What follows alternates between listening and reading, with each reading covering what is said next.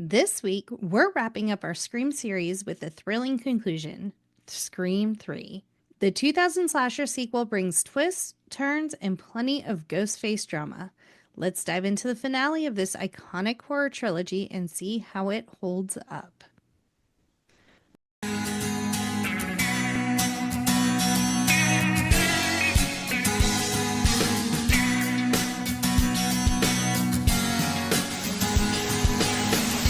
Welcome to the No More Late Fees podcast. I'm Jackie.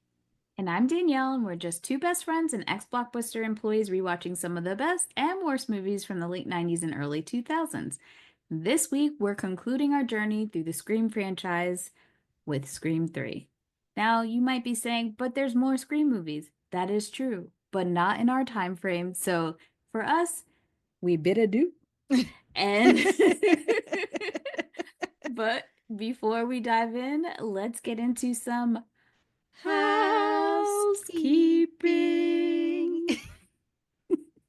If you love the podcast and you want to support us, here's a few ways that you can. Do you love what we're doing here on the podcast? Support us on Patreon and get exclusive perks like bonus episodes, behind the scenes content, and more.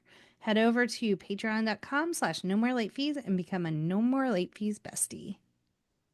Treat yourself to something special. Visit noseToBeauty.com and use our exclusive code NMLF at checkout to get 20% off your purchase. By the way, did we mention that all of their makeup is 90s nostalgia? It's wonderful. You can even get a palette that it looks like a VHS tape. Can't get any better tin that. Head to noseToBeauty.com and don't forget to use the NMLF code. And if you're planning a Scream movie marathon or just looking for nostalgic throwbacks, check out our Amazon store for movie-inspired finds, fun gifts, and all things 90s and 2000s. Visit us at amazon.com/shop/no-more-late-fees-podcast.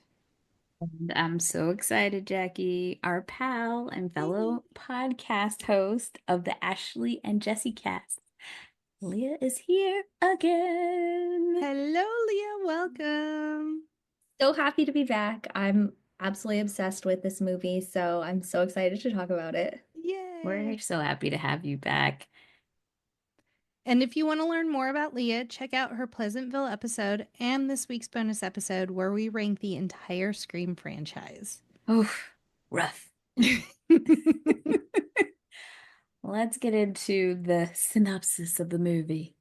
Scream 3 takes the horror to Hollywood. We're not in Woodsboro anymore. Nope. As Sydney, Gale, and Dewey reunite to uncover Ghostface's latest murderous plot. This time, the action centers around the set of Stab 3, the fictional movie within the movie, where the cast and crew are targeted by the masked killer. The movie stars Neve Campbell, Courtney Cox, David Arquette, Parker Posey, and Patrick Dempsey.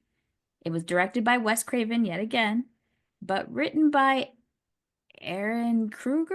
Mm-hmm. Freddy Krueger's doppelganger? I don't know. The movie's characters are based on the characters created by Kevin Williamson, and you can currently watch it on Max. But before we start, let's get into our ratings rewind. So you know the drill. Before we get into the movie, we'll reveal the rating our Y2K versions of ourselves would give. Then at the end, we'll see if our current selves agree with our initial rating.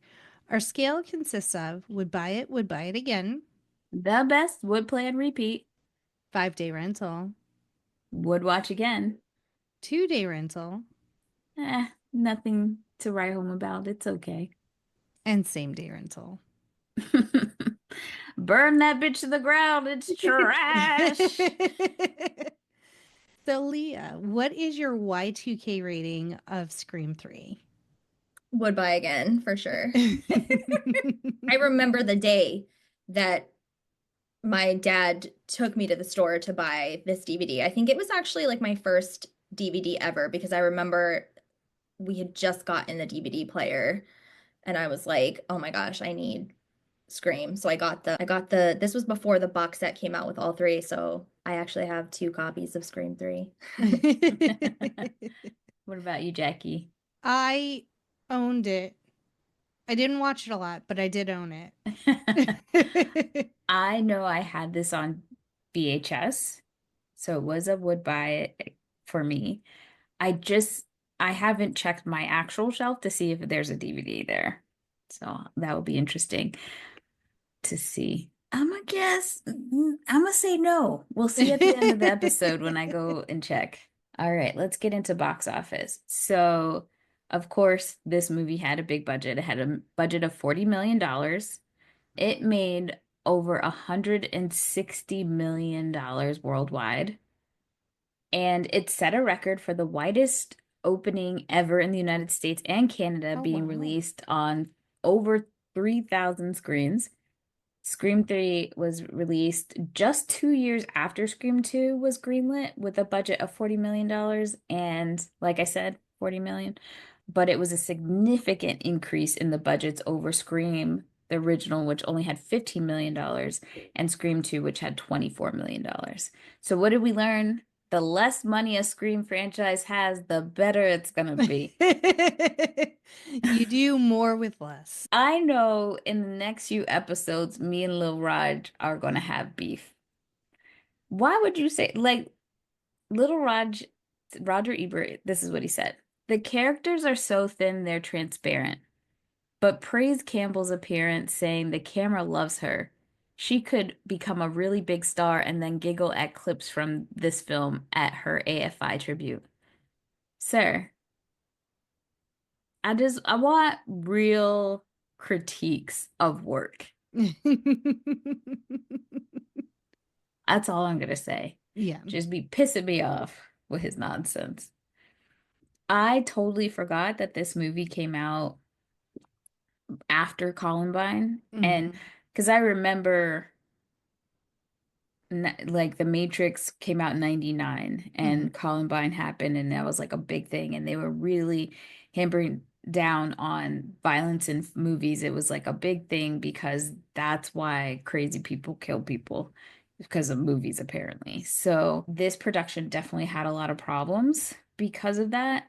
Not that they shouldn't be mindful of what audience is like absorbing this, but I do think it's really important that parents are watching what their young impressionable children are watching and having conversations. Yes, the conversations are very important, as well as just basic awareness of like mental health issues in your children and getting them the support Checked out. that they need. Yeah, 100%. So shortly before the production began, Columbine happened. And then with the production of Scream 3 not underway, there was a lot of consideration about whether the film should be made at that time. And they were very aware of the potential negative attention, but the studio decided to go forward with it.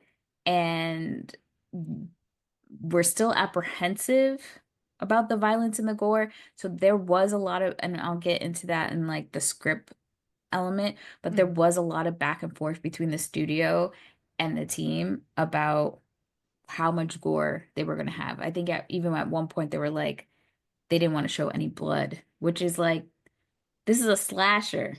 What are we talking about? Yeah. So that was definitely some issues. What else happened? At one point in the production, the studio went as far as demanding that the film feature no blood on screen, like I said, which was a drastic departure for the series. But Craven directly intervened. According to Kruger, Craven said, "Be serious, guys. Either we make a Scream movie or we make a movie and call it something else. But if it's a Scream movie, it's going to have certain standards." Hell yeah. Yeah. Standing on business is what he did. It seems so crazy now that stuff like that happens all the time, unfortunately. Like, Yeah. It's just to think about like how outraged and just like shocked the world was by that a movie that literally has like no correlation. Like, I mean, I guess you could say the original Scream, took place with high schoolers. So I guess that's like kind of, and yes, there is gun violence in these movies, but obviously the main thing is the knife, the stabbing, and it's has a new setting, like it's in Hollywood, everybody's an adult now, there's like no teens, like it really didn't correlate, but just the idea of seeing blood, seeing violence, people were so traumatized by this one event. And because it was at the time such a rare event. And I don't know if you guys know about the original, I don't know if you were going to say this after, but the original plot for this movie with Matthew Lillard coming back as Stu and all that kind of stuff. So Kevin Williamson was the writer. Like he had the whole thing planned out.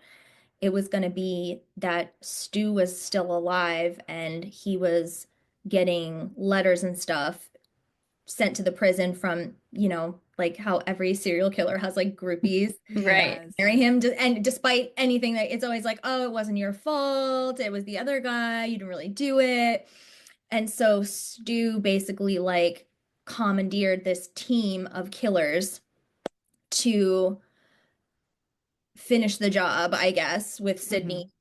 Also, as with every Scream movie, you got to kill a bunch of people. You can't just kill Sydney, you got to kill everybody. So, and then those killers would be kind of like revealed one by one as like a cult of people that were obsessed with the original crimes. And then at the end of the reveal, Stu would be revealed and Sydney would just be like beyond gagged, like that Right. you got out of prison, like what's happening.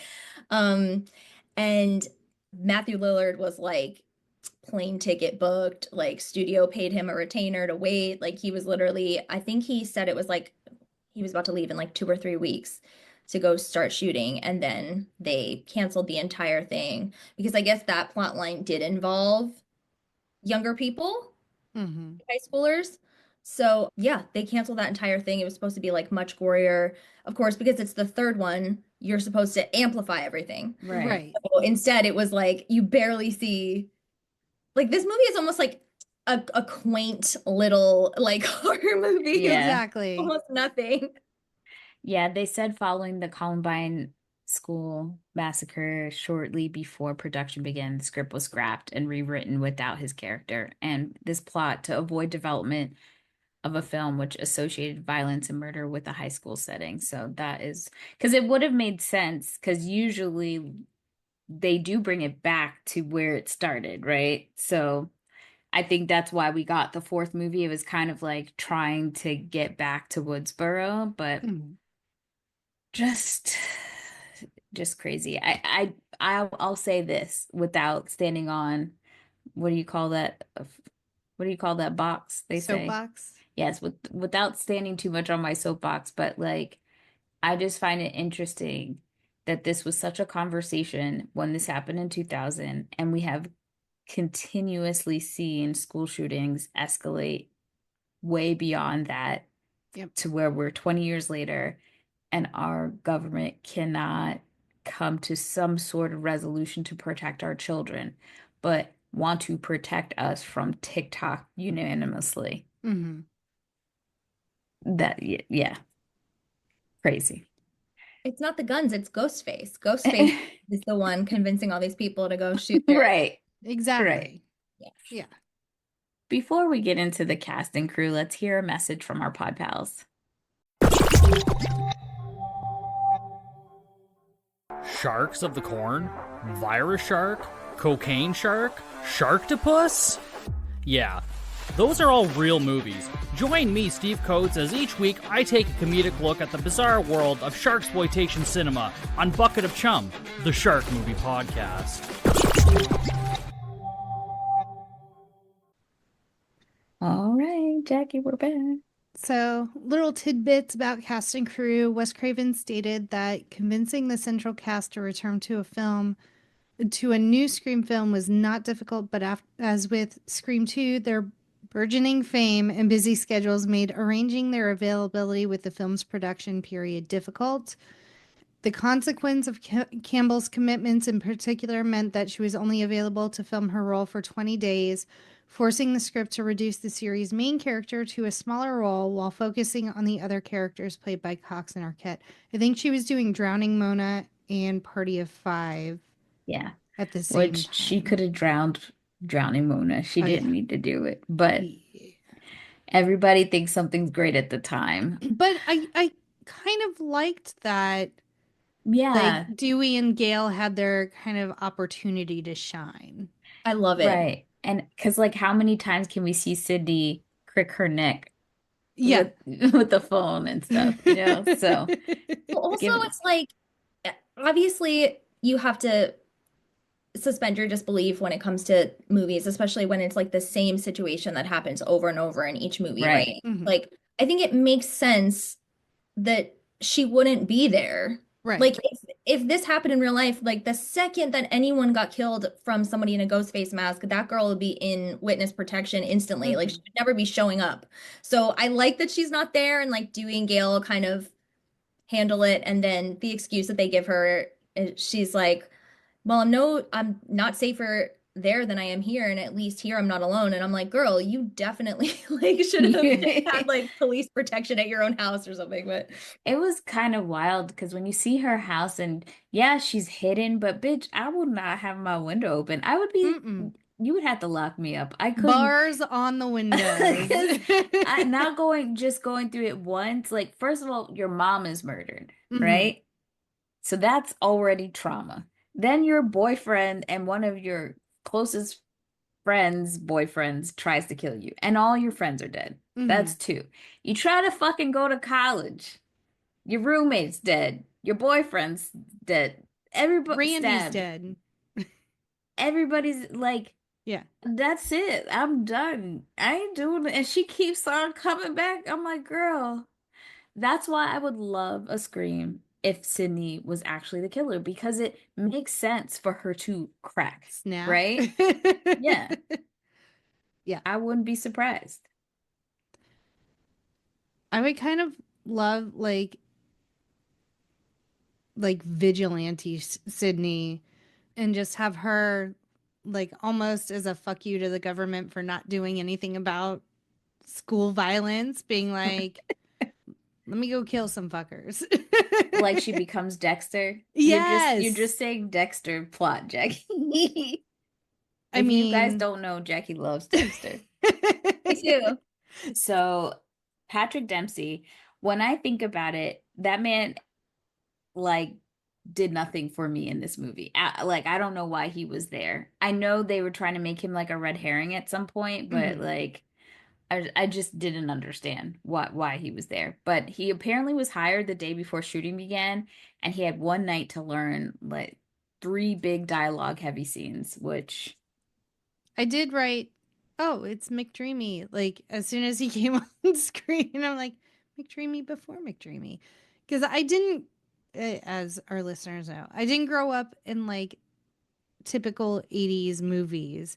So this is probably the first movie you Jackie saw him. unaware that this was the first Patrick Dempsey movie I ever saw. I remember my younger self being very excited to see him because growing up I was obsessed with Can't Buy Me Love. So I was excited to see him, but now I'm like, Meh. eh. I'm sorry, wait, the line, what's your favorite scary movie? My life. Did flatten you? Like, What? Like, bitch, why would you, first of all, even as a joke, okay, fine, but you're talking to Sydney Prescott. Yeah. Her life is a Yeah, favorite, it should have like a been scary movie. your life. Right. It was just like, get out of my face. Also, just a tie into Dexter and a nice little bow. Um, Patrick Dempsey plays Captain Aaron Spencer on Original Sin. Airing And now. Sarah Michelle Gellar's in it too, She and is. she was in Scream 2. Yep. Love the tie-ins. Yep. And no, that won't count. Oh, well, and I could say this. Christina Milian is in the new show, Yep. and she was in Love Don't Cost a Thing, which is a remake of Can't Buy Me Love with Patrick Dempsey. And the world is oh my just full gosh. circle, baby. You should keep going. I feel like you're Our like 6 degrees of Scream. it's all night, it seems like. I think I did like a video once of the people who were in Scream that were in Shondaland, like Mhm. because Patrick Dempsey was in Grey's Anatomy. Then you have Scott Foley in this movie, and he was in Grey's Anatomy and Scandal. oh, Heather was on an episode of Grey's Anatomy. Mm-hmm. So, like, I was able to pull a lot. And that's like, I love the crossover here. It's wonderful. So Lynn McRae, sure, finally makes a physical appearance in the series as Maureen Prescott, though only through a hallucination of Sydney. Maureen Prescott got so many damn secrets. So you're so telling many. I can't be mad at her for not telling her husband at least about the baby she gave away because the baby was conceived under such traumatic Yes. duress. So it makes sense that maybe she just wanted to block it out. But yeah, Maureen, All the I would be so mad at my mama. Like, what? What you mean she slept with your daddy? You try to kill me? What do you mean you're my brother? Like, go fuck with her grave and leave me alone. Well, negative feedback following the death of Randy had the production consider methods to have his character survive to appear in Scream 3, including having the character's family hide him away for safety while recuperating from his injuries. But it was deemed too unbelievable, and the idea was replaced with the character appearing in a minor role via a pre-recorded video message. Now, I remember when I saw this movie, I was super happy to see Randy, but now years later, I'm just like, this is weird. That, like, because he's saying, okay, I didn't survive too, but I foresee not only that I might not have survived, but this shit is happening again. Yeah. And here are the rules. It was fun, but also I definitely had to like disbelief here, Yes, you know? definitely. I love it. For me, it works because I feel like Jamie Kennedy's performance is really good. And I feel like he sells it. Like the urgency in his voice and how just even like the detail of his roommate banging on the door and being like, because they're in college. She's like, come on, I need to get in. And he's like, just give me 5 minutes. Like, because he has seen so many of these movies, he knows them inside and out. So he knows he's probably not going to make it to the next one. And so the urgency, and he's like, okay, listen, I have to tell you guys, if this happens again, here's all the rules that you need to follow. And I just feel like it definitely would have been missing something without his commentary. So I like it. The thing that I think where I really have to be like, I'm like, how did this happen? Is like, his sister is just like there. She's just like, she's like, I have something to show you. Did she know that they were coming? And she just like, her performance is so flat as well. Like, it gives nothing. Yeah, she's like, I found this tape. Here you go. So it's like, okay, what happened? She was just sitting on this for the longest time. Like, I would be like showing that to them way before. Yeah, like Randy's from the grave telling us if this shit happens again, here are the rules. Right. I want to do this one because I want to do this one. Scream 3 featured several cameo appearances, including the fictional characters Jay and Silent Bob. I love that for me. I love that for them. So were they making this movie? Because I think we talked about it when we talked about Jay and Silent Bob, when we did that movie. Mm-hmm. Were they were they making Jay and Silent Bob when this was, or was it just the Miramax connection? So this came out 2000. I'm trying to think of what movie.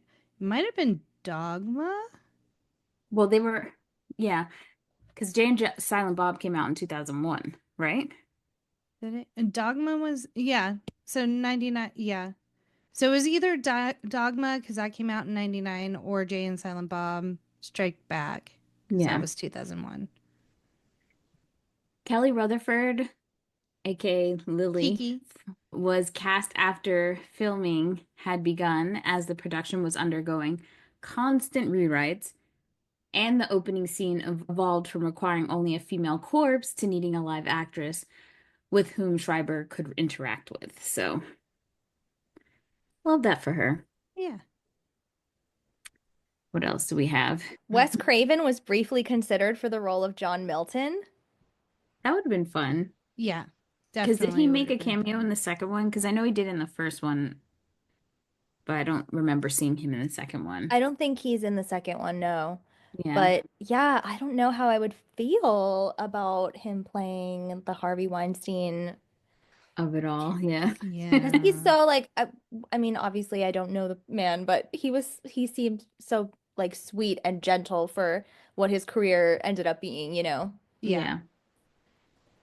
Well, I know we all love Carrie Fisher being in the movie, so her cameo as former actress Bianca Burnett was at the suggestion of Bob Weinstein, and she helped write her own character, which is also really funny because Jamie Lee Curtis was offered the role of Bianca but turned it down. And I just wish that would have crossed over because she was working with Kevin Williamson. Mm-hmm. They've had other cameos from like other Scream Queens, like Linda Blair in the first movie, so it'd have been really cool. I don't know Yeah. why she turned it down. Maybe she was really busy. I don't know. Yeah. This was Scott Foley's feature film debut. Yeah, I think because we're just so used to seeing him on TV, I didn't Mhm. realize this was his first movie. He didn't do the best acting job per se, but hey, we all got to start somewhere. Someone is trying to kill my movie. And we talked about this during our Desert Blue episode that Kate Hudson was cast but replaced prior to the movie starting. And it's listed on the VHS box of Desert Blue. I think we figured out that like her mom didn't want her to do it or something. Do you Yeah. remember what it was? Yeah. I I feel think like it it was was something like that. Yeah. because she was still pretty young. And maybe now that we think about it, maybe her mom knew about the Weinsteins Mm. and wanted to keep her because I think she was right after high school, maybe when she did Desert Blue. So they were saying that the role would have been for Christine or Sarah. So She seems a little young for Christine. Like I don't know if they would have put Yeah, because because she was pretty young. she was like 20, right? Yeah. So David Boreanaz was considered for the role of Mark Kincaid. And after Valentine, I don't want to see him in no other horror films. Like, have No. all the seats, play Angel all day, but that's it. Like, that's as horror as I can get. Valentine is No, crazy. so bad. It's so bad. So bad. That's And another one that they were like, okay, let's get some of the Scream money. yes. Yeah, that was. Let's put some pretty people in a movie and see what happens. I think all the studios should have said, you know what? I think we should stop with these after Valentine because Yeah. this is the lowest of lows. And Stone Cold Steve Austin was considered for the role of Steven Stone. I can't see that. No. It would make sense though if the role was written for him. The naming of these characters, like we literally have Angelina and Jolie as Jennifer two separate. Jolie. Yeah, Is Jennifer Jolie. And it's always funny but because someone else's name is Angelina. Yeah. yeah. like I'm like we weren't really using the old noggin. Like we're not stretching for these names. He had Us Weekly and he was just like, that sounds about right. But I always find it really funny that in this movie, Courtney Cox says to the character Jennifer Jolie, which is a combination of, you know, having Jennifer Aniston's name and Angelina Jolie and then bringing up Brad Pitt, it ages very interestingly. Yes, definitely. This is also Emily Mortimer's first, like her US movie debut. And they didn't find out till after they hired her that she did not have the necessary work permits to allow her involvement in the film. So she had to fly to Vancouver to get one. So at least they kept her and didn't fire her for that. So. Yeah. Although, did I make this up in my head that she was one of the killers as well, or was that like I made it up in my head? No, she was supposed that was in one of the drafts of the script, and I believe they also filmed some stuff that was related to that. Mm-hmm. That's why because I mean, obviously, like all of the movies would be very hard to pull off for the killers, right? You would have to be like superhuman strength, like super Right. fast, like all these kinds of things, right? But in general, they do a pretty good job of like, okay, I could see how like when Billy was here, Stu was here, and like that kind of stuff. Like you can actually look back and figure it out and it's not a mess. This one like doesn't make physical sense. Mm-mm. So there would have to be a second person there. And I guess they, especially for the scene, which I think is like the best scene in this movie, is when Sydney's in her house, this house set. Like it would be impossible what Ghostface does. And I think that they, once they've decided that they did not want Angelina to be the second killer, they couldn't go back and reshoot it because they didn't have Nev. So I think they just kind of had to leave it how it was. But I don't know, even though I don't really, like you mentioned before, in Scream 6, those killers, like I didn't feel like that was a slam dunk, but I do think it makes more sense to have three than having one, because Yeah. one person pulling all this off would be, I mean, the way that it's the way that this specific movie is shot, it would literally be impossible. But if you're even just thinking of like any scenario, it's like one person doing all this is not gonna work. I think what would be kind of cool to play to that is in another Scream movie, say, actually, there were two killers in this movie and one got away Yeah. and becomes one of the main killers in this next one because no one would have seen that coming and didn't realize, you know, that there were two. That would be kind of cool. It was Sydney all along. Right. Or like, you know, we really could be pushing things like we haven't had a twin yet. This is true. Oh no. And Maureen with her damn secrets. Yeah. Sydney was a There were twin. two Romans. Or yeah, there were two. Oh my God. She had twins, y'all. I just want it to be fraternal so Scott Foley, bless his heart, he can't come back. He's not invited back. It's a wrap. That All would right, be so Jackie. like Maureen to have another secret. Right. Right. Like twins separated at birth and then they came back together when they were looking for their mother and then they realized she was Maureen Abandoned Prescott. them. Yeah. Yeah.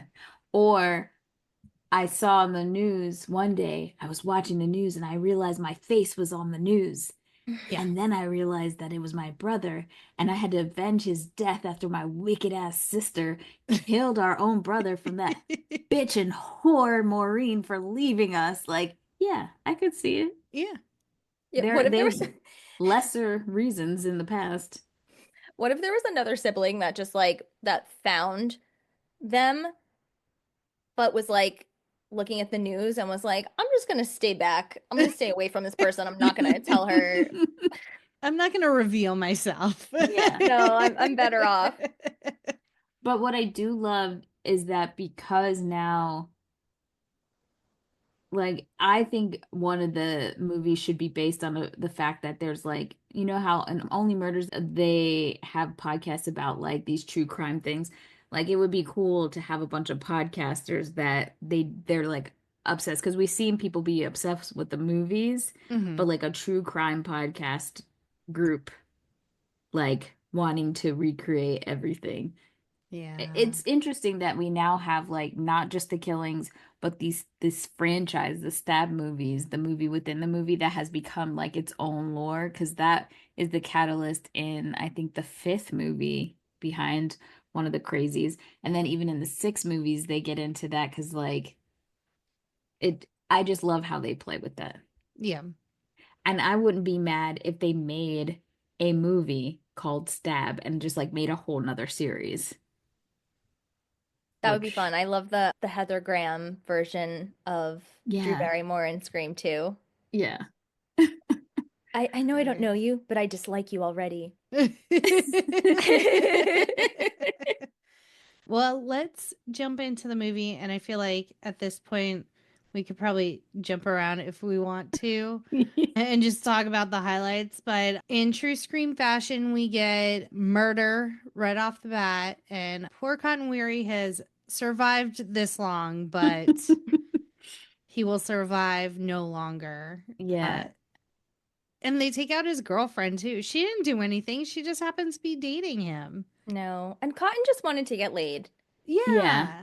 This was really not the way his life was supposed to turn out, you know? Yeah. One of the best fun facts in this whole list, because there's so many for this movie, has to be Lee Schreiber insisted that Cotton Wary should remove his jacket in the opening sequence because he had been working out a lot and wanted to show off his physique. We love Hollywood. Just please let me take this jacket off. Just please. I didn't like this opening because I'm not really attached to Cotton, but all the other openings were people we didn't know, right? Yes. Like it's a character that is kind of adjacent to the main characters, but not one of the like kind of main characters or the core group. And I feel like Cotton should have been killed the last movie and Randy should have lived. Just saying. Definitely. For some reason, it felt lower stakes than if it was just a couple going to the movies or a girl watching movies at home with her boyfriend. Like, it felt so low stakes. And it's just like, oh, it's this random girl that Cotton's banging because he hasn't learned from his ways. He just is still out in these streets. Yeah. And you feel for him a little bit in the second movie, but it's still not this like heroic redemption where you're really rooting for Cotton at any point. How did you guys feel about Ghostface using that recorder thing to change the voice changer thingy and like because we've never seen it in the end of the other movies? So this obviously now seems so ahead of its time. But this is one of the major criticisms that people have of this movie. Like even people that adore the franchise, they're like, ugh, but the third one, you know, because this voice changer is literally a perfect, perfect recreation of all these people's voices. Yeah. And it's like, how did he get them? I understand Cotton, right? Because Cotton, and this is one of my favorite details of the movie, his talk show is 100% Cotton. I love it. So good. And he's on TV, right? So like now what we know about AI voice, it's like if you have 100 episodes of a TV show, you can pull those voices and it will be like really good because you've had all those sounds being said all those times, right? But how did they do? I mean, I guess Sydney did agree to that Dateline interview, so maybe they got her voice from that. Gale is on TV as well. I don't know how they got Dewey's voice, but I mean, in 2000, it seems like, oh, that's so crazy. Nobody could ever do that. But I think it's funny because now somebody could do this. Like people are literally getting scam calls from their family saying, please help me. I've been kidnapped. And it really is like their family's voice. Mm-hmm. And, people are pulling from their social medias and like downloading all their TikToks and making the fake voice and stuff like that. So now I'm like, actually, this is so cool and like a really good, like I could see a killer doing this today. At the time, it would have not been possible though. So I understand that criticism. Yeah, I hated it just from like I could suspend belief if it was like sentences they had said, but to like make it so that they say whatever is appropriate and then it's just like this little box. There's no like screen or anything that you could like type in what you wanted to say. I'm like, how are you programming that to get it to say what you want? I mean, it does make sense that someone like Roman could figure something out like this, because if it's not like just a technology thing and it's more like this is a movie magic Hollywood thing. So that I could be like, okay, but you're right. That box thing, I was like, even the Talk Boy had buttons. Like, come on now. I'm like, that looks like the voice changer that has been used in the 2 previous movies. Like, there's no sophistication to that contraption. I do want to state that like we said, Kevin Williamson could not come back for this one.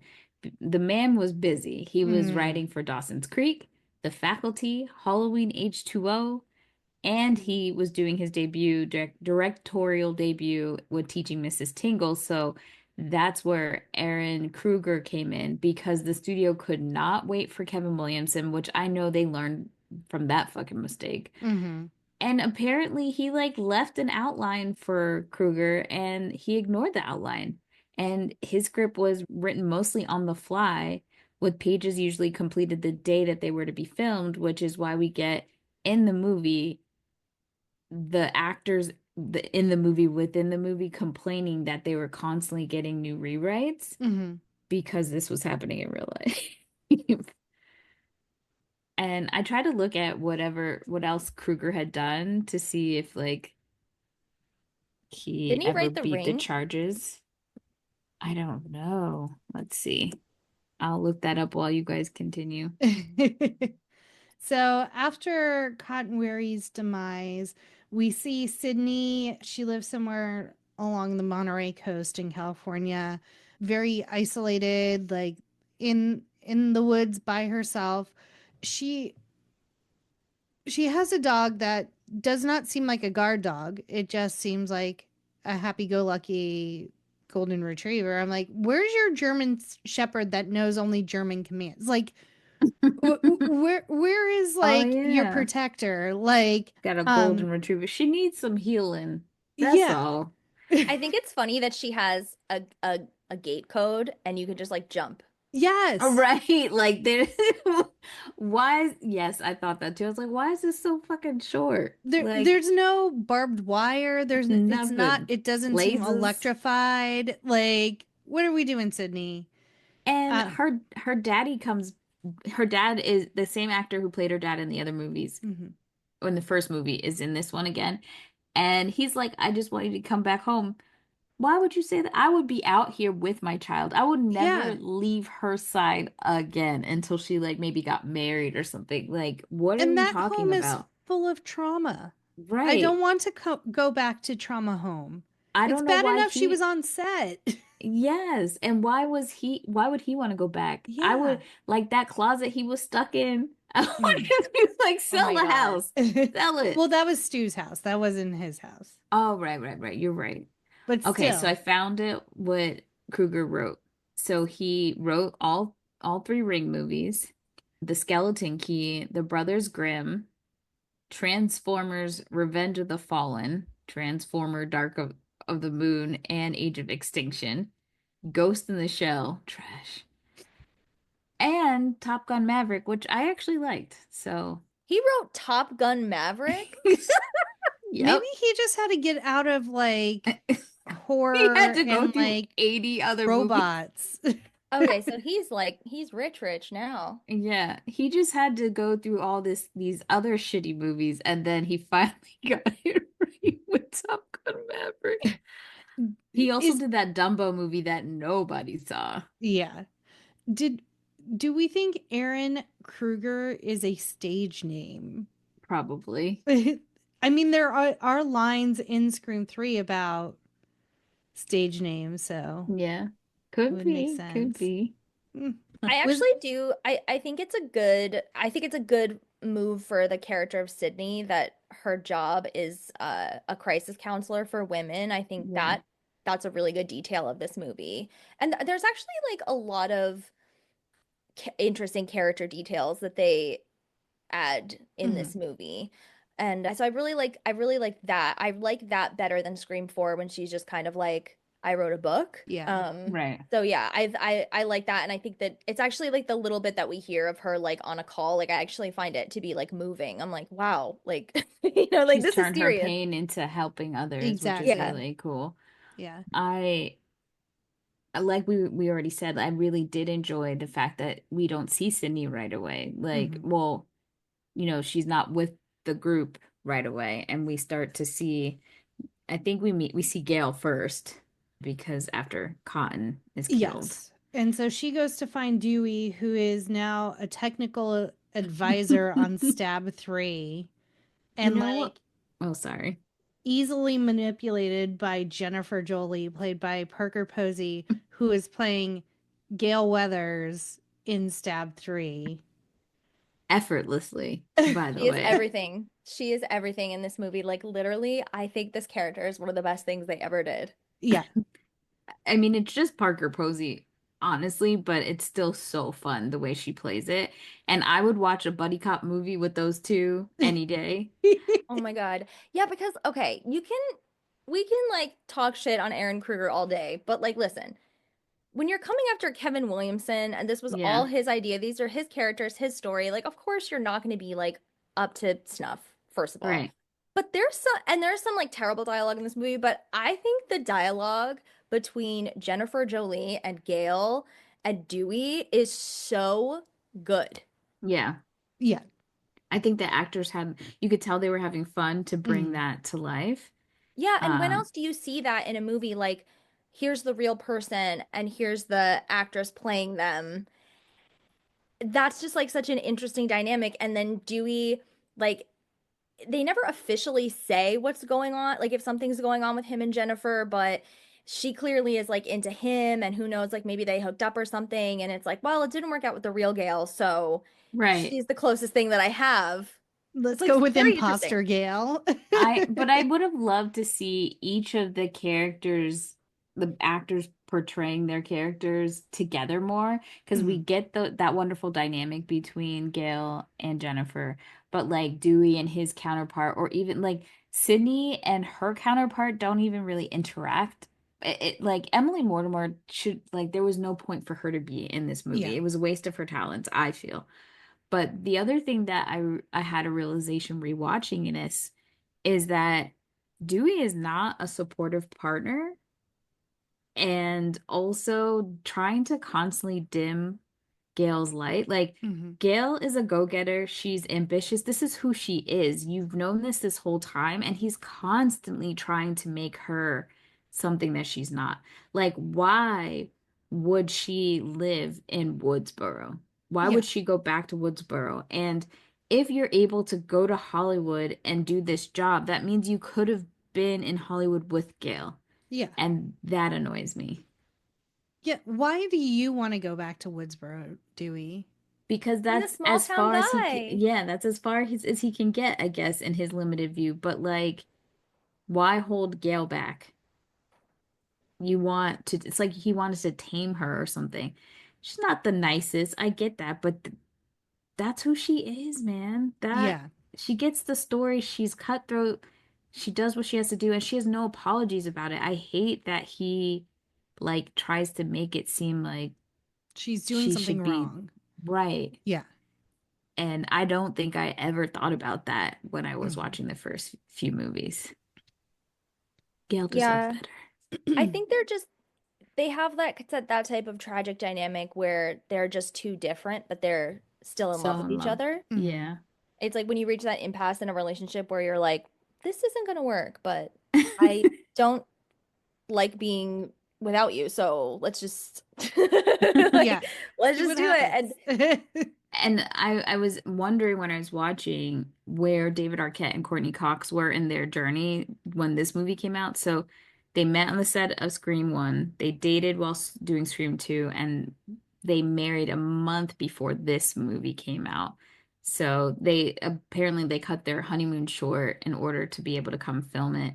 And Cox added Arquette to her name. So you see that in the credits, which is super sweet. But we can also blame David Arquette for those fucking bangs in this movie. I saw conflicting reports, though. Yes, I saw two different things. Because one, they said it was like clip-on bangs, like she's wearing a wig, like it's not her hair. But in an Entertainment Tonight video interview, David Arquette admitted that he was the one who had suggested to his then wife, Courtney Cox, that she cut her hair like Betty Page, thus giving rise to the infamous Scream 3 bangs. Fans hated the new look and derided it for years. So it's the scariest part of the movie. Who looked at that and was like, "Yeah, what? Get her a wig if she cut bad bangs. Like, do something." But it wasn't her hair. It was on a wig. I think like the bangs were like clip-on things, and there was only one set of the bangs. Okay, first off, we have a $40 million budget and we can't get a second set of clip-in bangs. I mean, Second Courtney- off, then just don't use the bangs if they're that bad. Like, I don't understand where anyone looked at that and was like, yeah, looks great. No notes. Nev Campbell said that she tried so hard to tell Courtney Cox, like, yeah, it looks good. She did not sell that well enough. But Nev Campbell was wearing a wig as well. But I didn't see that wig looked great. I didn't even know it was a wig. Yeah. That just looked like early aughts hair. Yeah. Apparently because of Drowning Mona, her character had like a long streaked hair. So she had to wear a wig to play Sydney. So way better. Tragic. Maybe all the money went to her wig. Did you guys notice that Sydney is wearing the same outfit in Scream 3 that she wears in Scream 2? Yes. You know why? Because when I was trying to pick pictures to pull, I was like, I said Scream 3. I was getting mad with the computer. Yeah, she wears the same outfit and she wears her letters that Derek gave to her. I did notice that. Mm-hmm. I always Okay. wondered, like, I get her wearing the letters, but I always wondered, like, why is she wearing the exact same outfit? And I don't think I ever found out why, but I guess, like, people just theorize, like, that's, like, her uniform now for battling Her ass Ghostface. kicking uniform. But it's like those clothes that she wore in Scream 2 must have been just, ruined with all the blood and stuff. Yeah. So that means she went out and purchased replacement green shirt and brown jacket. So I don't know, but I always thought that was weird that she has the same wardrobe. I think the costume department was like, don't worry, we got this. Pull the looks from last movie. Well, speaking of Gale's look, like, I love that in each movie she has such a distinctive look. Like, I actually wish they would have done, like, for the last couple they didn't change her look at all. I love for the first 3. She looks completely different in each one, which I think really is, for somebody like her that's always on camera and, like, she's reinventing herself. She's like the Madonna of trash TV. Yeah. And her wardrobe in this, like, it's so, like, I mean, her wardrobe really in all 3 of them, like, I just love how, like, what a distinct character she is. Yeah, and she wears like really funky colors sometimes, and it just pops for her. It looks really good. She's loud and brash, and her outfits like mimic who she is personality wise, which I like. Yeah, and she I really think stands out. Sydney's outfits match her. Like, Sydney has always not like been real chill. She's never been girly girl, so like when Tatum was there, you kind of got to see the difference between the two. She's always been like a jeans and t-shirt kind of girl. So it would be kind of weird to see her in something different, but it'd be nice because Nev Campbell is such a beautiful woman, and it would be nice to see some different non-muted colors on her. I'll say that. She did wear a lovely pair of scrubs as pants. I was like, what are those pants at the beginning? Scrubs are so comfortable to wear in the I house. get it, but girl, she's at her house. I guess it relaxing. I guess it was before athleisure. Yes, before we got leggings all day. Yeah. So we see Dewey, and well, first we Gale meets Kincaid and has offered to help them with their investigation, because at all the scenes we're seeing pictures of Maureen from like her youth. Yes. Being left behind, which, by the way, those pictures are from the actual actresses, like from her own collection, I guess, of her, what do you call those headshots? Yeah. So I thought that was kind of cool. And then we get to the actual set, and that's when we get the Jennifer Jolie meeting. I want to say Courtney Cox, but Gale.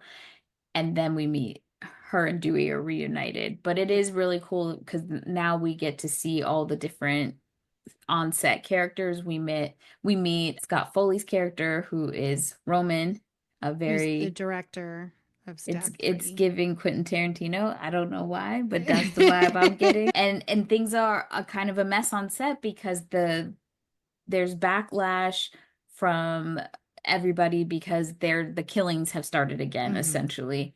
And they And thought the killings were going in order of the script. But right. then there were multiple different versions of the script, which also mirrors Scream 3 because they didn't want anything leaked to the press ahead of release.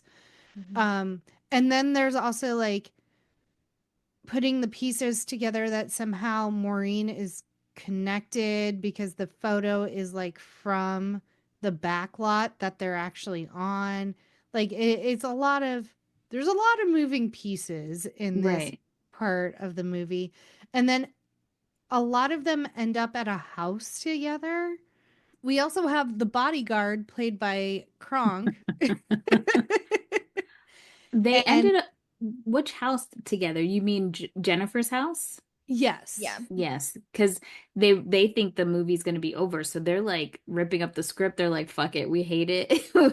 Because I think the first character from that group that gets killed is Jenny McCarthy's character, hmm right? After Cotton. Yes, after think. Cotton, it's Yeah. her. Which And then her character has like the worst name ever. What is it? Sarah Darling. yeah, I hate it.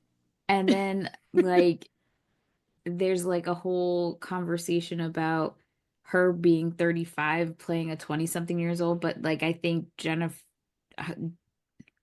was actually like in her 20s, so it was super 27, I weird. think. Yeah. I always get confused because she's in the Scary Movie franchise as well, so I'm like, I can't remember what role she played in which movie. Sometimes I forget.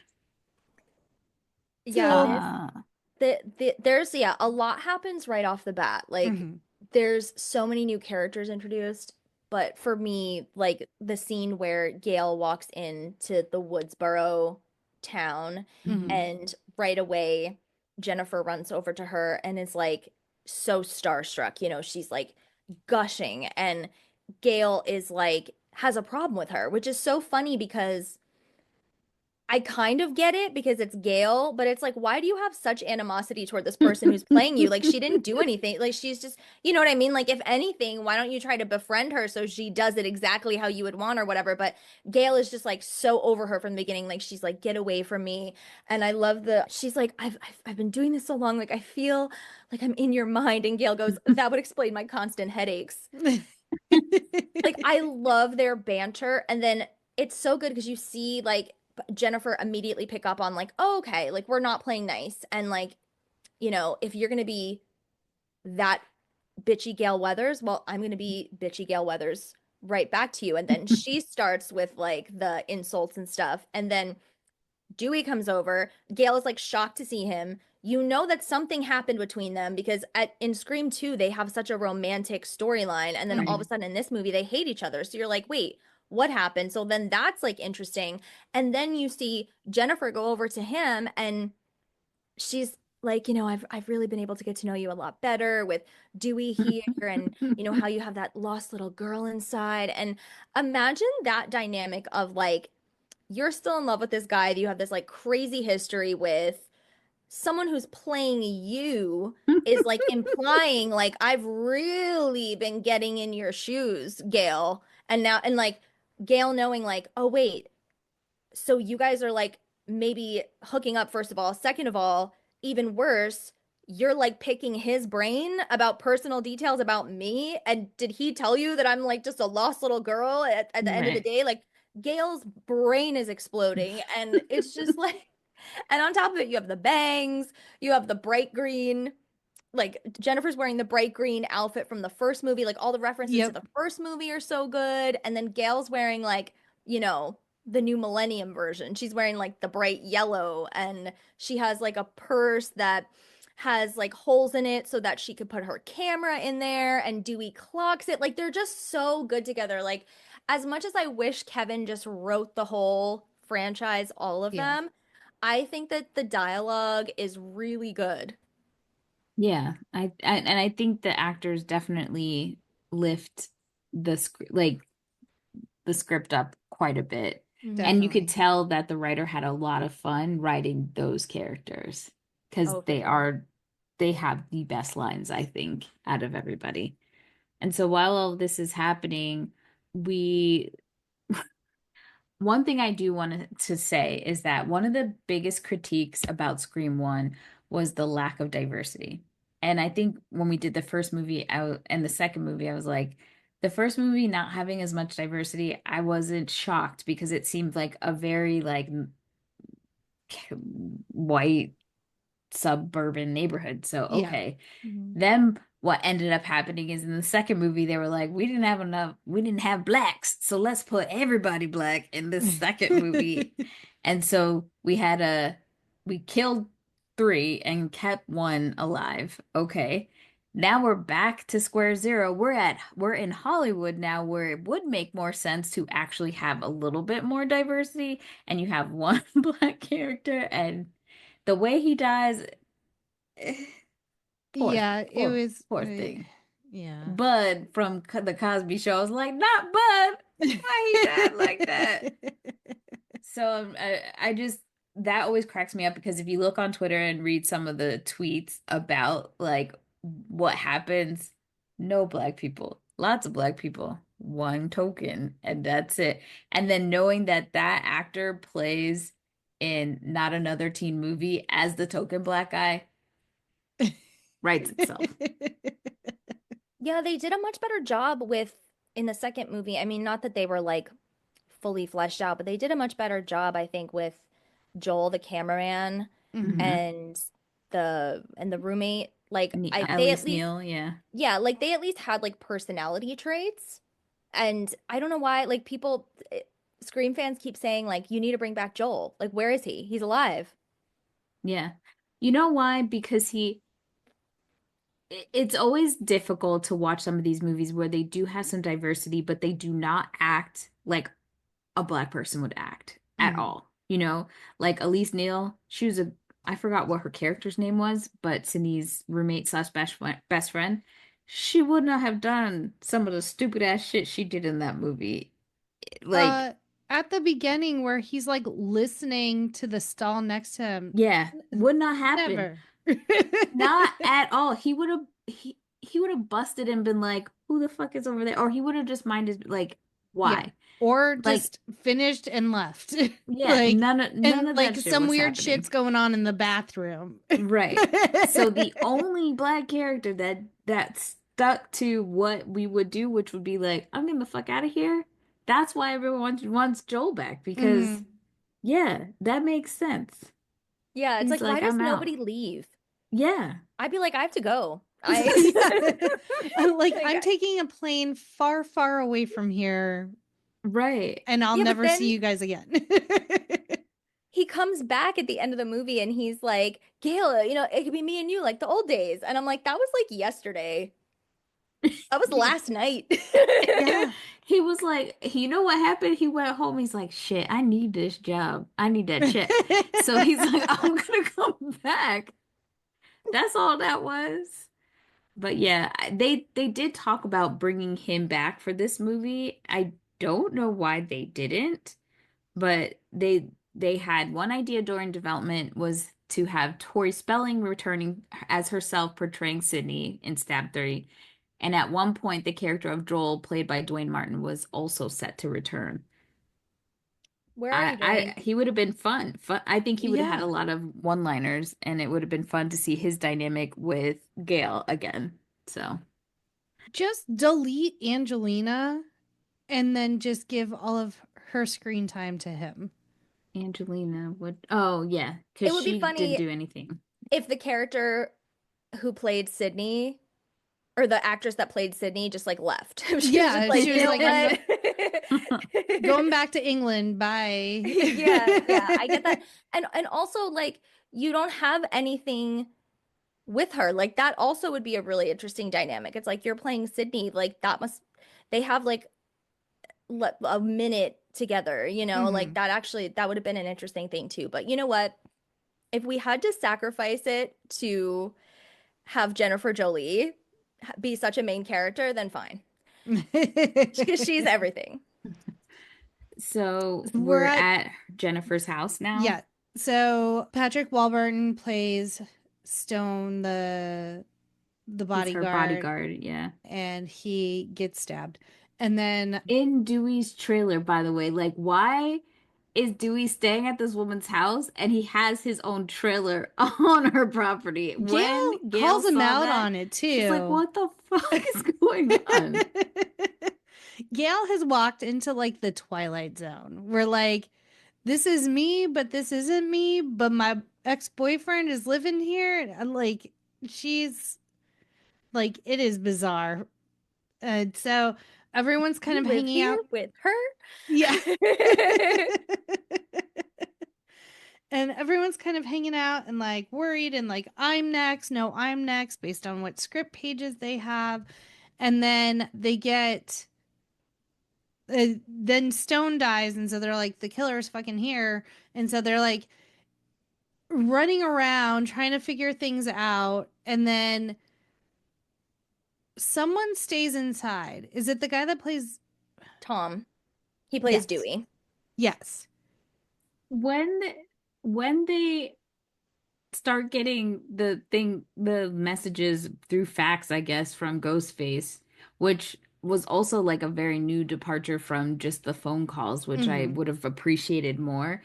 And they're all like reading it and then they're trying to decide if they should go outside or inside or whatever. And he stays inside and the house blows up. That I didn't like that, because that's never been a Scream kind of thing. Like I think that's the first time we've seen a death that wasn't like some sort of either gun or pushing, knife. stab, you know, or gun. But like, I don't know, it felt so outside of what it was supposed to be. There was a potential to take out everyone. Yeah. And that's not what Scream is. It's very methodical and like taunting. And they're like killed in a specific reason or in a specific order for a reason. Right. And that had the potential just to like kill everyone, which was bizarre. But also like it was kind of Scooby-Doo how they're like reading the faxes and like trying to decide. And then like the last one is like who, like they flip over the picture of Maury and it's like whoever smells gas. I'm like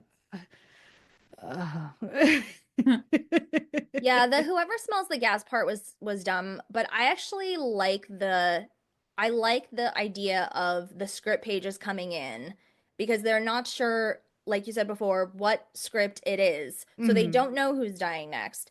But I think he actually maybe did mean to take all of them out because Sydney is not there. So it's okay. He, in his perspective, he's not, this isn't a movie. He you know, like he's a real person doing this, right?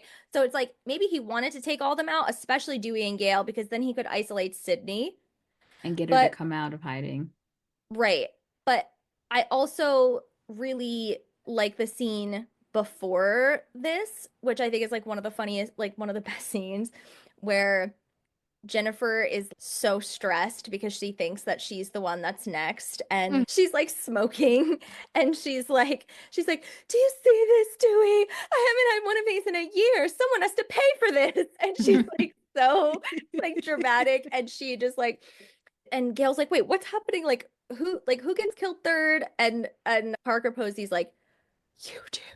Like she's so funny, and then she just like jumps into the bodyguard's arms, and like there's no dialogue, and then it just like cuts. It's so, I'm like, why is this the best comedy of the year 2000? Like it's so funny. And so I feel like all that like builds up to them getting the pages, and then like they're kind of fighting because they're trying to figure out, they're like, oh no, like the killer wants us inside, so we should go outside. And then they're like, no, what if he wants us, what if we're supposed to be inside when we're supposed to be outside, or whatever, like all that kind of stuff. So I like all of that build up. But then also it's like, where's the killer? Like, where's the killer? Like, he can't see what's happening, Yeah. right? Like, he's not in the house. Is he? Like, He had to be nearby watching. He had to be. Well, he had to be because he had stabbed what's his face Yeah. on the property, so he's around. but how is he faxing? From where? Is he faxing from the trailer? I think you don't can know. program faxes to be sent. Maybe. I know you can email them. I don't know if it was at that level yet, but girl, it's a mess. It's like all this super technology that Roman had access to in the year 2000 wasn't making any sense.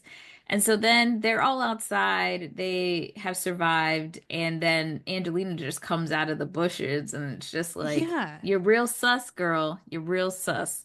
And then they go, I think at this point, they're back at the station with Kincaid because this is when Kincaid is kind of giving them like he is obsessed with having Sydney come in. He's Mhm. been trying to contact her, and finally Sydney just comes in because she's at home having nightmares, seeing her mama in her pajamas outside. It's very, very weird, very weird. Oh. It's me, a Mario mommy. Sydney. So she comes back with Dewey and Gale, and I do like seeing her and Gale like not know if they should hug each other. At least they don't punch each other. Gale Yeah. punches Jennifer in this movie, and so they're on cool terms. My lawyer loved that. So dramatic all the time. All the time. And they start piecing together. Dewey notices that like the picture of Maureen is on the same studio grounds as Stab 3, so they're kind of looking into it. This is where around the time we get that scene with Carrie Fisher playing kind of like the records keeper for the studio, and she knows everyone's real name, and she slept with because Carrie Fisher slept with George Lucas to get the role. Yeah. It's like, is that you, Carrie Fisher? She's like, oh no, we just look alike or whatever. So I think that was kind of funny. Well, because Carrie wrote it. Like, yeah, of course. So was Carrie a ghostwriter on this? Like, I think it just said that she wrote her part. So I don't know if she helped. I don't think she touched the whole thing. I'd like to believe she wrote the character of Jennifer Jolie. Well, I mean, what we know of her being a script doctor is that usually she comes in to write for the female characters in movies. Yeah. So, like, we know that the Drew Barrymore character from The Wedding Singer, that was all her. She couldn't save those damn Star Wars, the 1, 2, and 3. Poor thing. Yeah. Because I don't even have words. So she couldn't save it. They figure out that Maureen had a secret life in Hollywood and was kind of attached to this director who, come to find out, preyed on young women trying to make it big in Hollywood. And the same guy who is a part of this movie, or is he ahead of the studio now, I guess? I don't know what his role is, but well, and then we get a line from Angelina as she's like running away, and she's like, I didn't sleep with him to die here with you second-rate celebrities. Yeah. The only thing that she says that makes sense in this movie. Yeah. I could have used my brain for science, but instead I just used it to memorize this whole movie. So I love the scenes that we're talking about here because I love Jennifer and Gale working together to solve the murder. Like, I love how, Gale's trying to get into where all the files are, and it's Jennifer that has the key card, and, Gale is like, okay, I'm going to bribe this woman, and Jennifer's like, a 50, like, like, what are you, a reporter for Woodsboro High? Like, she gives Carrie Fisher, like, her ring or something. And I think my other favorite scene in the movie is when Gale's like, what are you doing here? And Jennifer has this monologue about how she's like, the killer doesn't want to kill me. He wants to kill you. So from now on, I'm going to be everywhere that you are, because then if the killer comes, he's going to kill you. He's not going to kill me. Does that make sense? And Gale's like, no. And it actually does make sense. Yeah.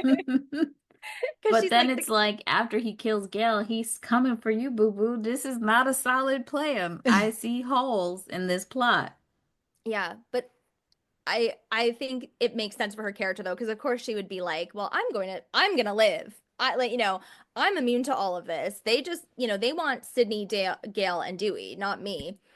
And yeah, just her whole like their whole back and forth during all those scenes is so good. So now that we know who the studio head is, we know that he's a predator. And then he admits that Maureen is raped by Mhm. multiple men at a party. And what he doesn't say that he too was one of these people, because isn't it implied that that's Roman's father? I would think Does so, it? yeah. Yeah. And so gross. But I just want to know how fucked up Harvey Weinstein is and was to see something like this play out in this movie that he's heavily involved in, because he had a lot to say about all these movies. Did he not think like, maybe we shouldn't put that? Or was he just so egotistical that he just never thought his shit was gonna come? It was just Yeah. so weird and surreal to see this whole plot line, knowing that this shit was actually happening in real life. I Or know. And like just the it was so normal to him that he didn't even see himself in this at all. Well, I think it's him. I mean, it's him talking and not the scene in his office Mhm. where, Milton is basically saying, like, these women knew what they were getting into. Like, they didn't, like, he's basically saying it's not like we, shackled them and kept them in a sex dungeon. It's like they willingly came to these parties because they knew that if they, slept with us, then they would get the parts. And it's something that's mentioned multiple times throughout the movie. Like Carrie Fisher mentions it, Angelina mentions it. It's a really funny moment when they pick up Roman because he's a suspect, and they bring him in, and Jennifer's like with a cigarette, like, remind me not to sleep with him again.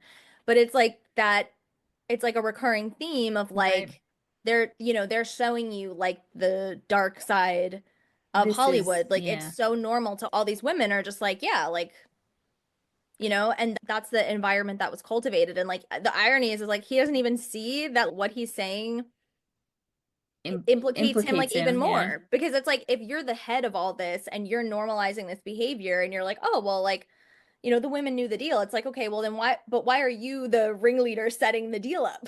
Like you're kind of telling on yourself. I Is this like, was it a way of trying to expose Harvey That's what I was Weinstein? thinking. I kind of feel like, yes, Because it was pretty spot on. detailed. Yeah. And like, they could have just been like, oh, she had a relationship with the producer, but like, to go into detail and say multiple men and to get roles and all of this stuff, that's pretty aligned with what was actually happening. Yeah. Mhm. Hmm. Was Yeah, Scream Makes 3 a commentary of what was happening in Hollywood at the time? and see, yeah. that's just another thing that makes this franchise genius is they're constantly pulling and referencing from real life and what it actually is like to make a movie and the things that are actually happening versus like the fictitious things. And like you could go through, I mean, we could be here for 3 hours going through like all of these like Right.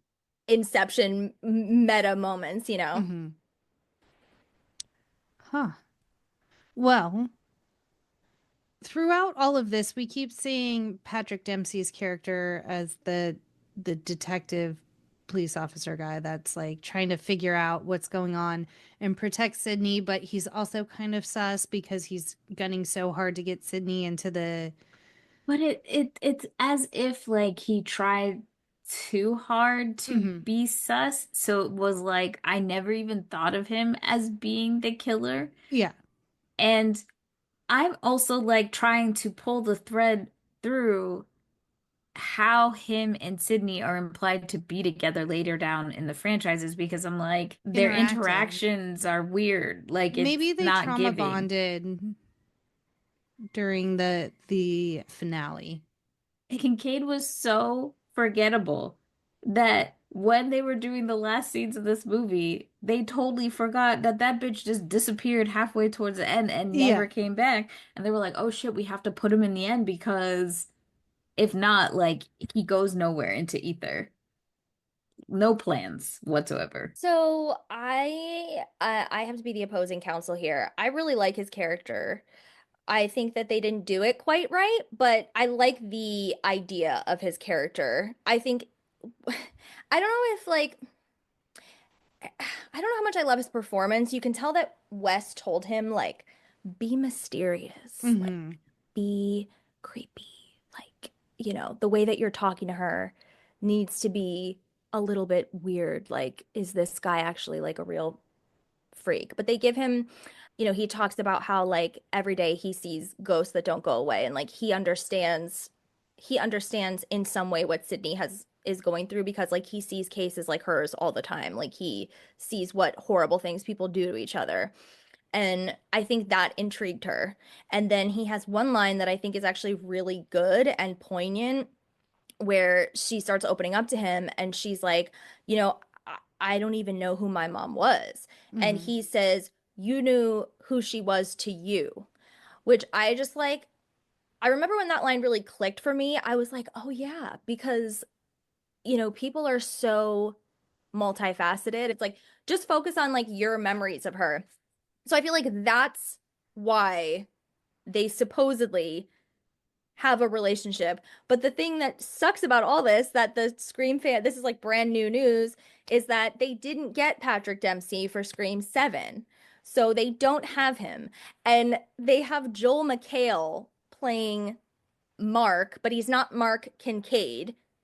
Even though they put a gun in, I can't remember if it was, oh, it must have been 5 because Sydney's not in 6. They put like there's a gun in Scream 5 that says like Kincaid, and that's Sydney's gun. Like she has his like cop gun that she brings with her, right? So they meant for it to be Mark Kincaid, but apparently they wouldn't pay Patrick Dempsey, and he has a quote and that's it, and they wouldn't pay it. And I'm like, did you not learn from Nev Campbell last time? Like, just put him in the damn movie. Like, how much could it possibly be that he's asking for? He's not like a Brad Pitt. I don't know. It's gonna make you money. He's asking for a lot. I can tell you that. Just from knowing from the Grey's Anatomy of it all and how he was with Ellen Pompeo and all that. He's a diva. So I definitely think he asked for a lot. As for what you were saying, one, I think that line was great, what he said to Sydney, and it was really nice because truly none of us will know fully what our parents were like in every facet of their life, and we should never know. Quite frankly, I don't know why Sydney was like, oh, I don't even know my mother, because at this, like, the only thing her mother did was go to Hollywood, try to be an actor, and she got taken advantage of and raped. So there was nothing that like her mother did. Yes, she had a baby, but that was like traumatic. And why would I tell my teenage child this? Because when her mom died, Sydney was a child still. Plus, like, unresolved trauma probably led to her looking to other men to fulfill something that was never going to be fulfilled because of this thing that happened to her when she was young. Right. Like, her reaction to it was kind of weird. Like, it would be more like, oh my God, I would feel like, oh my God, I feel so bad that my mom went through all this crap. But I don't know about, like, I don't know my mother. Like, maybe you would have that with the whole Cotton thing and her cheating. Yeah, that. And I guess she didn't tell Sydney because then she would have to like talk about why she left. And it just is so much trauma for her. Like those studio heads, 100% are looking for a certain type of person, right? To manipulate, to go after. Maureen was so young and really wanted to be in the movie industry, and that idea that you had to, that like this is the process, this is how things are done, putting herself in a situation. And I'm sure she probably went thinking she could flirt, whatever. Now we know that they are drugging women in these especially back then, they were drugging them. So it wasn't, you know, that whole thought process that this crazy man has about, hey, they came willingly, but who knows what you did. And I'm sure none of those women signed up to be ganged raped by multiple men at the same time. That's why everybody should get therapy. So you're not a target for crazy ass fucking serial killers and rapists and studio heads. Yeah. That's my PSA. So now we're It's- on set because Sydney has come to the set for some reason, and now she sees the entire Woodsboro, which is like, what the fuck? Yeah. And so it was Wes Craven that wanted to have like this meta scene where she's back in the bedroom, kind of fighting Ghostface in ways that she did previously. Like, I always really love the closet door blocking the door from opening. Yeah. And it's like the first thing she does when she kind of gets an inkling that like shit's about to go wrong. It's like she opens those doors. And of course, Ghostface shows up and there's a squabble. And so we know that he's after her again. And I can't even remember how she gets away. Does she just I don't know. I saw a lot of running Yeah, and moving they're around, and I was like, fighting and okay. running. And at some point she's in the bathroom on set. I think it's right before the scene where Ghostface catches up to her in the set bedroom. She's in the bathroom, which it looks exactly like the bathrooms from the high school. Yeah. And she sees Angelina again being suspicious because she's like standing on the toilet and her purse dumps out and she has a ghost face mask and a cell phone. And so she's like, oh, I was just because production shut down. I was just taking souvenirs. Right. And, Like, but Sydney super doesn't weird. even really like. She doesn't seem scared or No. suspicious or anything of this girl. It's like, write her out. Write her out of this Yeah. movie. If you take her out of this movie, it changes nothing. Nothing. Nothing has changed Other whatsoever. than to corroborate Maureen's story about women being taken Yes, advantage of. that one That's line, the which only you could thing. have given to any of the other female characters, like Jenny McCarthy's character or something. Mm-hmm. Yeah, definitely. So now Roman's having a party at the producer's house and everyone's invited and Ghostface tricks Dewey and Gale into coming because it sounds like Sydney's going to Be the there. house. Which I think I would have hung up and called her right back. I know they don't have the mindset to think that there's this technology that this could happen, but like it doesn't even something about it doesn't sound like Sydney, and also like it doesn't seem like something Sydney would do. And like Gale being an investigative journalist, like you immediately call back to see like was that Sydney's cell phone? Yeah, they should Or have like protocols by now. yeah, and like I know we live in a day and age where like we have to protect our boomer parents and stuff, so we have like code words and passwords set up and stuff. But like y'all have been through a lot of trauma together. Like just Right. ask her a question only Sydney would know. Right. Like that's it. Like what was the name of my like initial cameraman? Like just something. Right. Mm-hmm. To field him out because the guy had to program that thing so he couldn't just off the cuff. Right.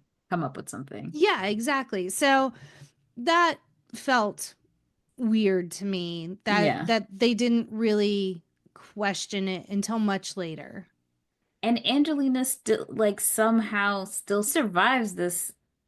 I don't even remember what happens to her. I think at one point she falls down the stairs. Room. Yeah, well, because this is a Scooby-Doo house, and so it just has like secret doors and like hallways. It's like the people under the stairs, where It's like you can Harvey just travel Weinstein's through the walls. house. I know it. I know it. I know if you pull this like the specs for his house at that time, I bet you this was his house. I wouldn't doubt it. And also the house that they use is also the same house that they used as the school in Halloween H2O and something else, but I can't find that note. A lot of stuff ensues here. Ghostface comes, starts knocking people out, killing people left and right. Poor Jennifer Jolie stuck in she finds a hidden room because they're trying to find the secret viewing room that is supposed to be in the house. Mm-hmm. She gets stuck in there and Ghostface is trying to kill her. Dewey and Gale can kind of see the mirrors moving, so he's just shooting. They take way too long to start shooting out the glass. Yeah. And why are you starting at the left when the middle glass pieces are the ones moving? Yeah. Well, I think he was trying to avoid shooting her. But if you like go he could have shot top, up, yeah, at the top of it, which Hit- is what he does. He eventually does it. So like, what her was the blood is on difference? Dewey's hands. It is 100%. And this is why he's Deputy Dewey, because where's the thought process with that? Yeah. So she did. Best thing about this movie's gone. Yes. Tragic. And then they go down to like the basement where all of the horror set pieces from all of the different movies are, and they see Roman is like dead in a Chest or something. coffin. Yeah. Oh, is that what it was? Yeah. I was like, is that? I thought it was the refrigerator or something. I don't know what it was. I just was like, oh, that dude faking. But then, like, at some point, Sydney's down there because she eventually leaves the precinct and, like, shows up. Or is it Sydney down there? Someone's down there and, like, they fall onto the coffin. Something happens and the head pops off and it's just, like, a wax figure. That's Jennifer. Oh, okay. Yeah, she's still alive at that point. Because at least Gale was smart enough to check his pulse. Yes. So it's kind of crazy that she couldn't feel his pulse. She's also not. They shouldn't have included that detail of her checking. Because I was like, but I think they really wanted us. It was a really good fake out, I guess, for us to rule him out. Well, no, that makes sense because she checks his pulse, but it was never him. It was always like a dummy in there. Oh, was it? I think because his head falls off. I think it was him. Oh, I'm not sure, but anywho, then somehow when it comes down to like just the four of them, he has separated Sydney away from the other two, and then he of course tells his whole story about finding out who his mother really is and that it was really Maureen, and Sydney looking like she not here for the shits. Like, I have no empathy for this bullshit because like, why is it that you find this out and then you want me to pay? There shouldn't have been a movie for any of this. He should have killed his shitty dad and that was it. Yeah. Like, psychotic. Why are you? But I mean, if it's Nepo baby life and the dad's just been letting him have movies to direct and stuff his whole life, he can't. Well, I don't know if the guy knew that was his son. I don't know. It's like not clear. But then I think the biggest thing for me, or the mindfuck of this movie for me, was when he said that he started this whole thing, that he killed Maureen in the first place. Let me tell you, Sydney is better than me, because the rage that I would have been stabbing this motherfucker so many times, knowing that this hell I've been through is because of this stupid little shit. Because he also says that he manipulated Billy and Stu into starting their shenanigans. Exactly. Yeah. Like, fuck you, Roman. Yeah. 100%. Just fuck you all the way up and around the corner. Just like, fuck off. So then they try killing him, and then we remember Randy's rules, which is like, you gotta double tap the head at this point, because this bitch got back up and she shot him quite a few times. He shot her and thought she was dead but she was wearing a bulletproof vest. Which, by the way, if I was Sydney, I'd be looking like motherfucking Blade by this point. I would have the leather, everything. You're not getting me. I don't care if you know or not that I am in full Kevlar and I got a Kevlar helmet on. Everything. Like, we're not fucking playing. This is my uniform now. Yeah, 100%. So yeah, and Kincaid comes in and tries to help and like does nothing. You are a fucking cop. Hand-to-hand combat with Roman, smashes his head on the fireplace mantle and is out. I don't know how Sydney thought that was attractive, because I was like, not dating that. Then Dewey and Gale are tied up because he wanted to entice Sydney in. And so they're like, the force in which she rips the duct tape off of their mouths, I was like, damn, they shouldn't have lips left. Like, You can be, I know you're in a hurry, Sydney, but also they can't be bleeding all over the place. Just untie me. I will take care of my Yeah. mouth. Yeah, and like the mouth is the least important part. Right. Especially if you have one of them so they could tell you like, oh, he went that way or something. Yeah, instead they're still fucking tied up.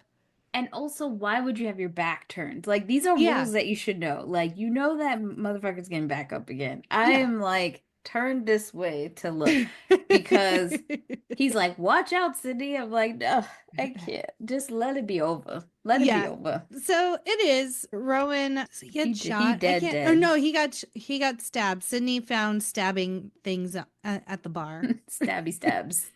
So Roman is dead. Dewey and Gale arrive to assist Sydney, and so it's another win for Team Wordsboro. Well, they don't really do anything. Like they're like trying so hard to get into the room and they can't.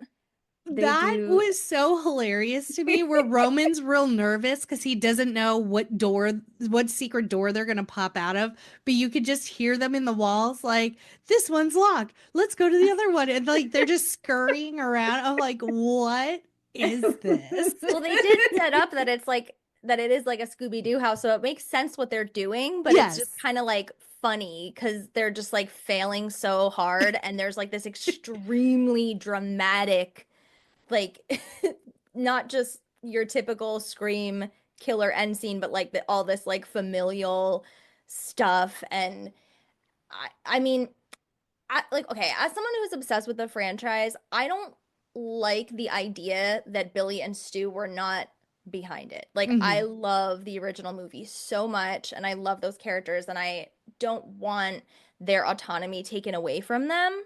I also think, like,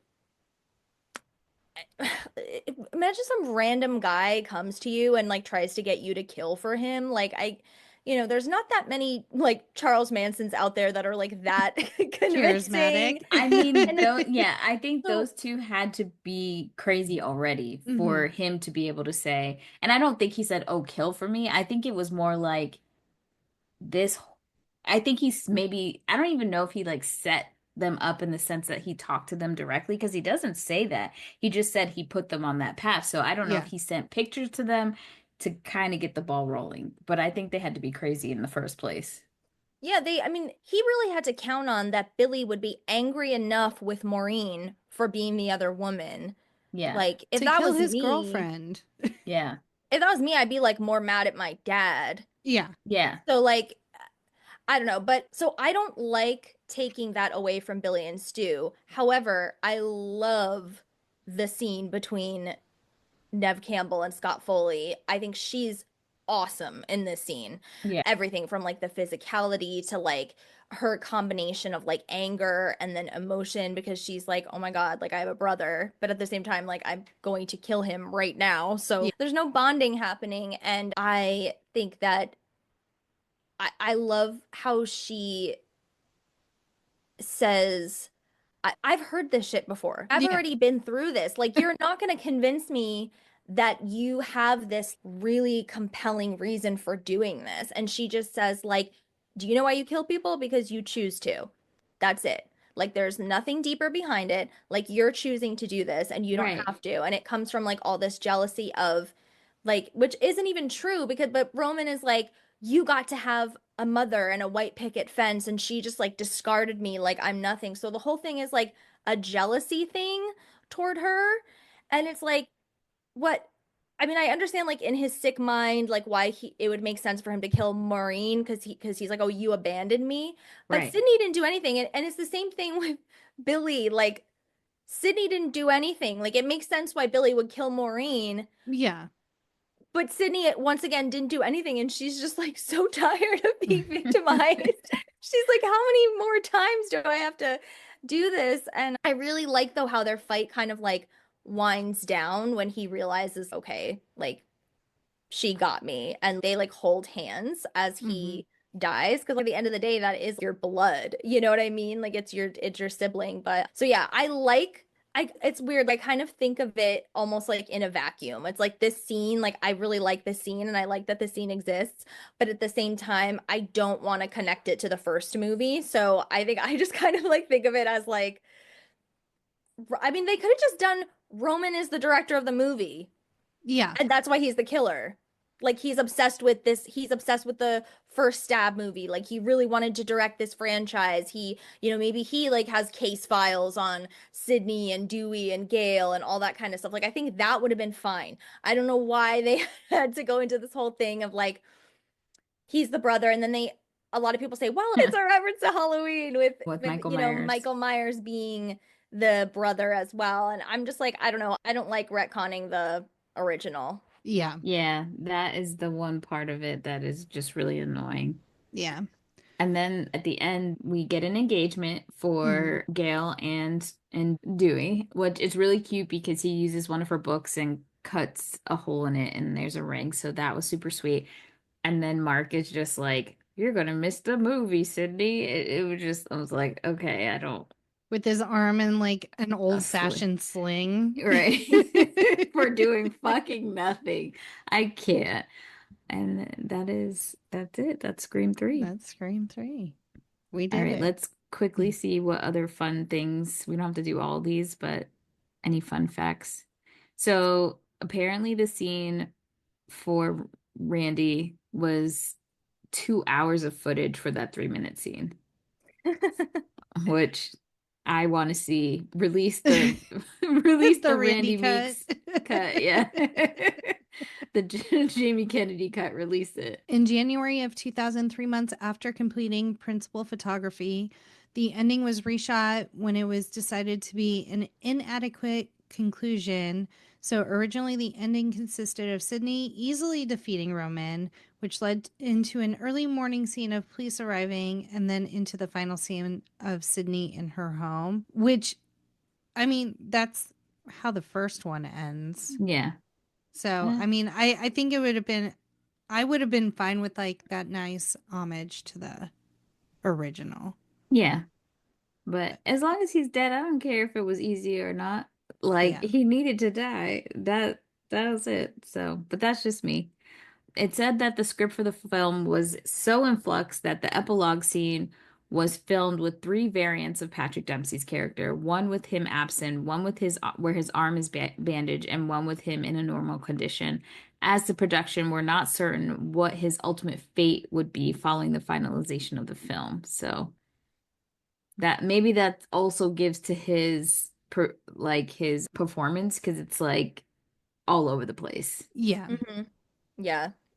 I think I think this was just like a very common trope of the time. It's like everything had to like end in a nice little romantic bow. Yeah. It's like whatever, even if 2 characters in the movie had no chemistry or anything, it's like, oh, there's a guy and a girl. So like they have to be together by the end. Yeah. So I think it's almost like a little too like him being there. I'm like, I don't think he has to be there. Like I think it would be better with just her, Dewey and Gale, but I guess maybe they felt like she was like third wheeling, but it's like we don't really care that much about this new person. But I guess it's nice, like, okay, like Sydney has a boyfriend that can like defend himself. Like he knows what he's doing. He's probably not gonna get murdered by a Ghostface or whatever. Not sure. But I think it's funny how they leave the door, like how the door opens and she like looks at the door and she just like walks away because they're trying to say like she now feels safe. Like she feels comfortable. And I do like that as an ending for her, but I just don't think that I don't think it really makes sense because I don't think your guard would ever be down ever after that. I think you would hear a pin drop and be like this. You know what I mean? So it's a nice thought, but it's just like a little too like cute. Comfortable. Yeah. I do like that Roman complains that he had to make a horror film before he was allowed to make a classic love story. And apparently this is something that happened to Wes Craven because he had to agree to do this movie before he was allowed to make the movie Music of the Heart with Gloria Estefan. I know she's not the lead, but I love her in that movie, and Meryl Streep. So solid. Okay. Yeah, I actually remember him talking about how he made this movie around the same time as Scream 4 called My Soul to Take, which like everybody hated. And I think like part of the deal of him like doing another Scream and like all that kind of stuff is like he wanted to make other movies too. And so he would kind of like use his leverage with Scream to do that. And he talked about how like even though Scream 4 was like critically well reviewed and like the fans loved it and everything, like he was so heartbroken by the reaction to My Soul to Take, and like how like people think of him as like such an iconic, like legendary, accomplished horror director, but he feels like the only thing that people care about that he's done is like Scream and Nightmare on Elm Street. And like like we see him as like so iconic, and like he saw himself as like a failure outside of these like franchises. Yeah, it's always funny that we as humans are so hard on ourselves and we only, like I just think about Michael Jordan wanting to play golf. I feel like greedy, right? Yeah. And Like baseball. and baseball, right? Like you are the best fucking basketball player of all time. And it's okay. Like people would die for that. And the Stay fact in that your you feel lane. right, like I do think it's like gratefulness, right? Being humble enough to be grateful that you have this gift, this skill, and lean into it. And I always find it funny, especially with actors and directors, where they don't want to be typecast or whatever, but it's not until years later that they get the retrospect that, oh my God, people love me for this thing that I hated so much Yeah. for myself. And I should just be like so grateful that people love my work in this particular thing. It may not be everything else that I wanted, but like, I don't know. That always annoys me. I hate actors that get really high and mighty about, Yeah, I I can't do love that. the actors that like really embrace like Matthew Lillard with Shaggy. Like I'll play that role forever. Like Yeah. Samuel let's L. do it. Jackson. Yeah. He's like, I'll take it. Whatever. Yeah. Yeah. Lean in and stop being so like hoity-toity about shit. Like, give me a break. If Meryl Streep can do Devil Wears Prada, y'all could do some other things. Diversify and have fun, but don't take yourself so seriously. Yeah. All There right. are so many actors that are never known for anything to begin with. Right. So if you're known for anything and people still care about it, like 20 years later, that's pretty cool. That's fucking awesome. Yeah.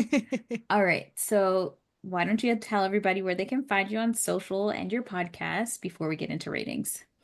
Okay, so everyone check out the Ashley and Jessie Cast. I do a wide variety of pop culture topics, usually from the 90s and early 2000s. So just like this podcast. And you can find me on Instagram at Ashley and Jessie Cast. And you can follow my personal Instagram at CAPRIAMOON at Capria Moon. And yeah, that's pretty much it. And you guys follow us at No More Late Fees on Instagram, Facebook, TikTok, Twitter, YouTube, Threads, Blue Sky, the Bible. I don't fucking know. It's everywhere. You can find us. Let's get into present day ratings. Leah, I think we already know, but go ahead and tell everybody what your rating is for this movie today. Would buy again. Yeah. I do have 2 copies of the DVD, like I said. Jackie? I'm going 2-day rental. It's not my favorite.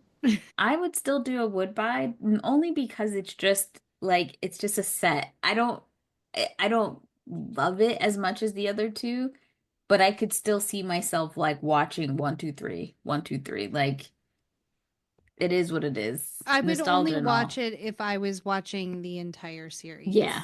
Yeah. Well, if you have any opinions on Scream 3, want to tell me I'm wrong, hit us up at our quick drop 909-601-6653. Twat us at the Twitters, hum us at the Threads, butterfly in the sky at Blue Skies, and you could be featured on a future episode. And join us next week as we get ready for cold weather. with Snow Day. Let's get in. And I'm super stoked who our guests are going to be this episode. So it's going to be so much fun. What's the didn't Hoku do a Snow Day song? She did. And look, we'll get into it because Okay. there's a science behind it all. Okay. And thank you, Leah, for joining us. As always, Yeah. it was such a great conversation, and I love your passion for Scream 3. Yes. Honestly, you didn't even hear the the tip half of the it. iceberg, but It's it's okay. I'll leave that for my book. And as always, be kind and rewind.